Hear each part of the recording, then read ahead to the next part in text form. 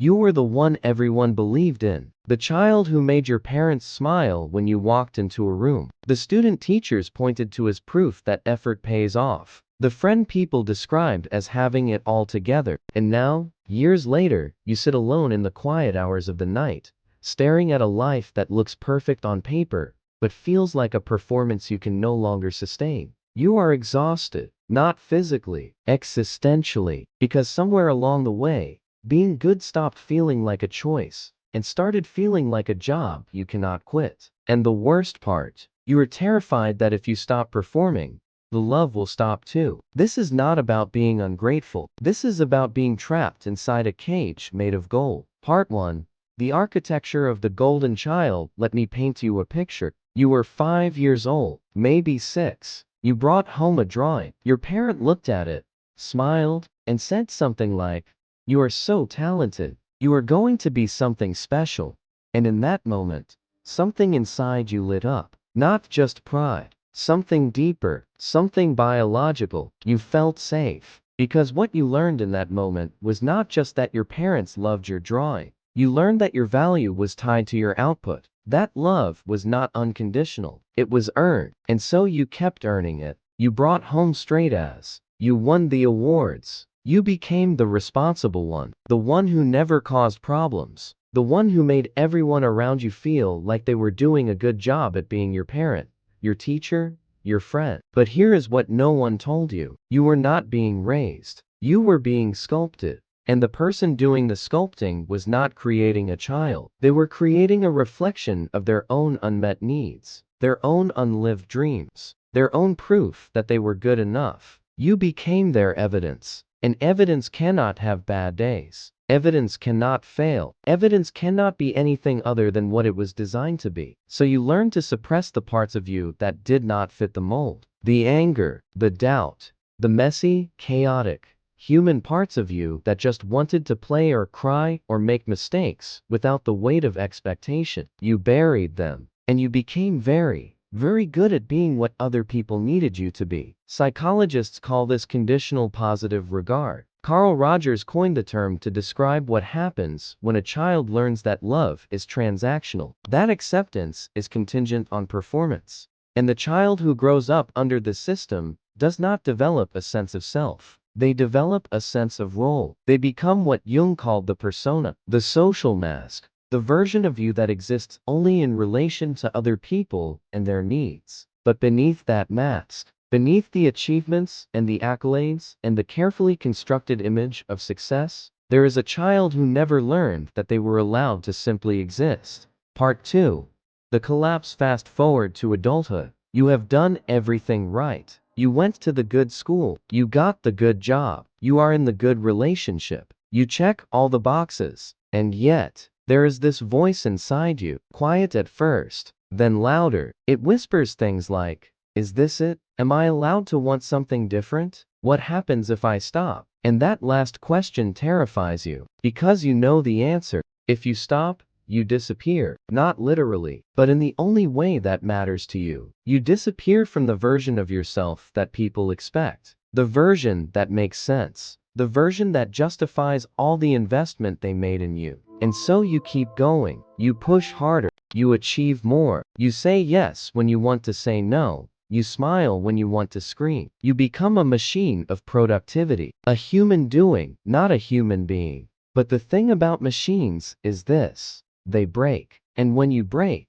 it does not look like a dramatic collapse. It looks like this. You wake up one day and realize you do not know what you actually want. You know what you should want. You know what would make other people proud. But you have no idea. You have spent so long performing that you have lost touch with the part of you that feels. The part that desires. The part that knows, without thinking, what brings you joy. You have become a stranger to yourself. And this is where the failure begins. Not external failure, internal failure, because no matter how much you achieve, it never feels like enough. Not because the world is asking for more, but because the child inside you is still waiting for the moment when someone says, "You can rest now. You have done enough. You are enough." But that moment never comes, because the people who raised you did not know how to give it. They were too busy using you to fill their own emptiness. And so you keep running, keep achieving, keep proving, and the more you prove, the emptier you feel. Part 3.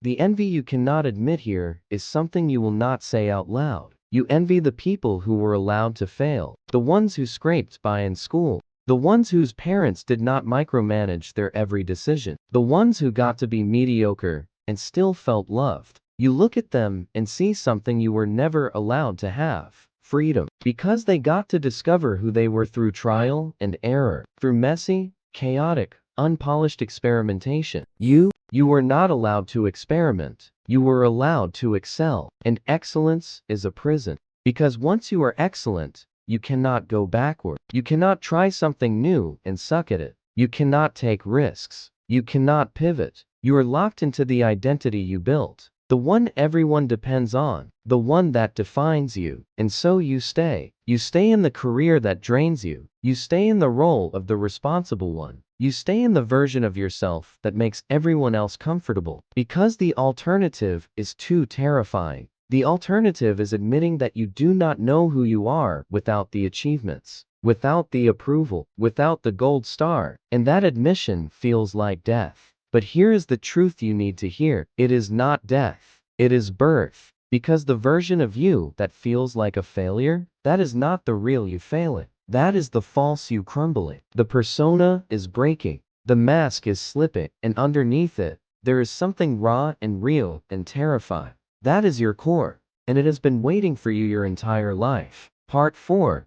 The guilt of wanting more. There is another layer to this. You feel guilty, because how dare you feel empty when you have so much? How dare you feel like a failure when you have achieved what so many people dream of? You look at your life and you know, ugly, that you are lucky, privileged, successful, and yet, you feel like a fraud. Because the success does not belong to you. It belongs to the version of you that was designed to succeed. The version that was trained, conditioned, and rewarded for being exactly what other people needed. But you, the real you were never asked what you wanted. And now, you are here, sitting with everything you were supposed to want, and feeling nothing, or worse, feeling resentment, because deep down, you know the truth. You were not raised to be happy. You were raised to be impressive. And those two things are not the same. Happiness requires vulnerability. It requires the ability to fail,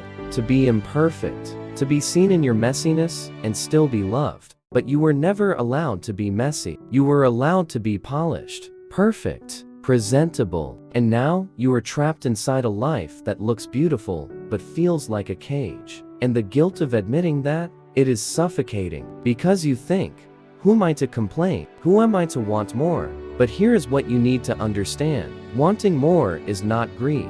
It is honesty. It is your core finally speaking up, finally saying, this is not enough. This was never about me. And that voice is not selfish. It is sacred. It is the part of you that refused to die, the part of you that survived the conditioning and the performance and the endless need to prove. And it is begging you to listen. Part 5. The shadow of the golden child. Let me tell you about the parts of you that you hide. The anger, the bitterness, the jealousy, the laziness. You have spent your entire life suppressing these things, pushing them down, pretending they do not exist, because they do not fit the image. They are not polished. They are not impressive, but they are there. And the more you suppress them, the more they control you. This is what Jung called the shadow, the parts of yourself that you reject, the parts that feel too messy, too ugly, too human. But here's the thing about the shadow. It does not go away. It just goes underground. And when it surfaces in ways you do not expect. You snap at the people you love. You sabotage your own success. You feel an inexplicable rage when someone else gets the recognition you think you deserve. You procrastinate on the very things you are supposed to be good at. You avoid challenges. You freeze. And you wonder, why am I like this? Why can I not just do the thing? Because the part of you that was never allowed to rest is exhausted. The part of you that was never allowed to fail is terrified. The part of you that was never allowed to be imperfect is rebelling. And so you self-sabotage, not because you want to fail, but because failure is the only way to escape the pressure. If you fail, you are free. Free from the expectation, free from the performance, free from the need to be perfect. And so, unconsciously, you create the very thing you fear most. You prove to yourself that you were right all along, that you are a failure, that you are not enough. But here is the twist. You are not failing because you are broken. You are failing because the system you were raised in was broken. You are not lazy. You are depleted. You are not unmotivated. You are disconnected. You are not a fraud. You are a person who was never given permission to be a person. And now, your body, your mind, your soul is demanding that permission. It is demanding rest. It is demanding authenticity. It is demanding the right to be imperfect. And until you give it that, you will keep sabotaging, keep freezing, keep feeling like a failure no matter how much you achieve. Part 6. The loneliness of being admired here is something no one talks about. Being the golden child is lonely because people do not see you. They see the role you play, the achievements, the image. And when you try to be vulnerable, when you try to share your struggles, people do not believe you. They say things like, "But you have it all together. You are so successful," and you smile, and you nod, and you go back to pretending, because the truth is too complicated, too messy, too much. And so you carry it alone. You carry the exhaustion, the doubt, the fear that if you stop performing, you will lose everything. And the loneliest part, you do not even know if the people in your life love you or the version of you that you have shown them. You do not know if they would stay if you stopped achieving, stopped being impressive, stopped being the responsible one. And that uncertainty is a special kind of torture, because love, real love, is supposed to be unconditional, but your entire life has taught you that it is not. Love is conditional. Love is earned. Love is a transaction. And so you keep performing, keep earning, keep proving, and the loneliness grows, because you are surrounded by people who admire you, but no one truly sees you. And being admired is not the same as being known. Part 7. The moment you stop running, there comes a moment. For some people, it is a breakdown. For others, it is a quiet realization. But there comes a moment when you stop running, when you look at the life you have built and you say, "I not do this anymore." And that moment is terrifying, because it feels like giving up, like failing, betraying everyone who believed in you. But it is not. It is the first honest thing you have done in years. Because stopping is not quitting. Stopping is listening. Listening to the part of you that has been screaming for your attention. The part that has been trying to tell you, this is not your life. This is the life you were supposed to want. And when you finally stop, when you finally create space for that voice, something remarkable happens. You start to feel again. Not the shallow, performative feelings you have been allowed to have. The real ones. The deep ones. The ones that are messy and complicated and utterly human. You start to feel anger at the people who shaped you into something you were not. You start to feel grief for the childhood you lost. You start to feel fear at the idea of building a new life. A real life. One that is yours. And you start to feel something else. Hope. Because for the first time, you realize that you have a choice. You can keep being the golden child. You can keep performing, keep achieving, keep making everyone else proud. Or you can choose yourself. You can choose the messy, imperfect, uncertain path of becoming who you actually are. And that path, it will not make everyone happy. It will not make sense to the people who invested in the old version of you. But it will be real. And real is the only thing that will ever make you feel whole. Part 8. The reconstruction. So, how do you rebuild? How do you untangle yourself from a lifetime of conditioning and expectation and performance? You start by grieving. You grieve the childhood you did not get to have. The one where you were allowed to be messy and imperfect and still loved. The one where your value was not tied to your output. You grieve the years you spent performing.